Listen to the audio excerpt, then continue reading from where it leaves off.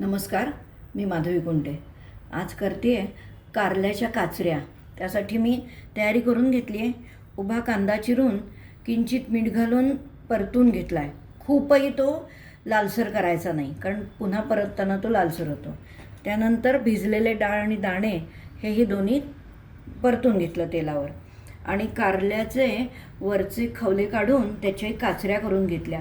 मी कधीही कारलं मिठाच्या पाण्यातनं वगैरे काहीही काढत नाही, तरीसुद्धा माझी भाजी कारल्याची अशा पद्धतीनं केलेली कडू लागत नाही.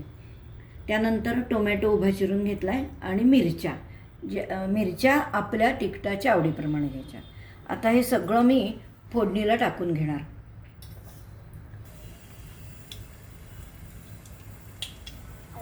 फोडणी करून घेते.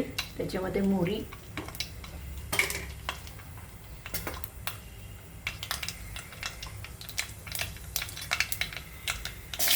मिरची, कडुलिंब,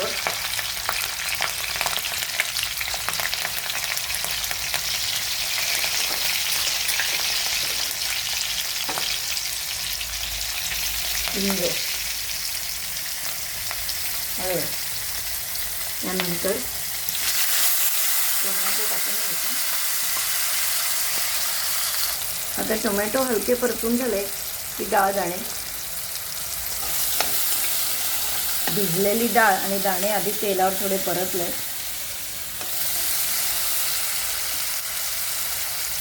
त्यानंतर कांदा टाकते. आधी परतून घेतलाच आहे, तो पुन्हा भाजीत परतताना व्यवस्थित परतला जातो.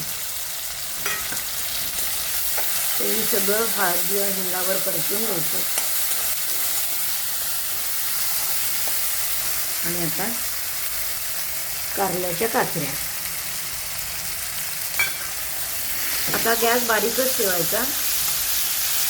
आपण कांदा परतताना आणि कारलं परतताना किंचित मीठ घातलं, त्या अंदाजानं भाजी होत आली की मीठ घालायचं. मीठ आणि साखर. आता याला मी झाकण घालून पुन्हा वाफ देणार.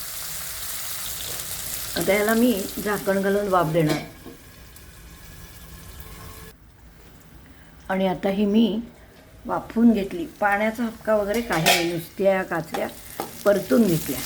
छान कुरकुरीत होईपर्यंत, अर्धवट कुरकुरीत. खूप कुरकुरीत करायच्या नाही, नाहीतर मग भाजी आणखीन कडवट लागते. आता आपण कांदा आणि कारल्याच्या काचऱ्या परतताना मीठ घातलं होतं, त्यामुळे अंदाजानं लागलं तर मीठ पुन्हा थोडंसं घालून घ्यायचं. मीठ आणि साखरेची चिमूट आणि पुन्हा परतून. गॅस मंदच ठेवायचा, मोठा ठेवायचा नाही गॅस, तरच ते छान परतलं जातं. आणि काही भाज्यांना किंचित तेल जास्त लागतं, त्याप्रमाणे कारल्याची भाजीला किंचित तेल लागतं, तरच ती खमंग आणि खुसखुशीत होते. आणि आता मीठ साखर घातल्यानंतर गॅस बंद करायचा आणि पुन्हा झाकण ठेवून टाकायचं.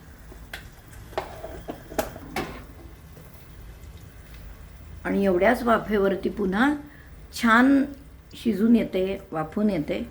सगळ्यांना आवडणारी, लहानांपासून मोठ्यांपर्यंत कडू न लागणारी माझी कारल्याच्या काचऱ्यांची भाजी. आणि कारल्याच्या काचऱ्यांची भाजी तयार.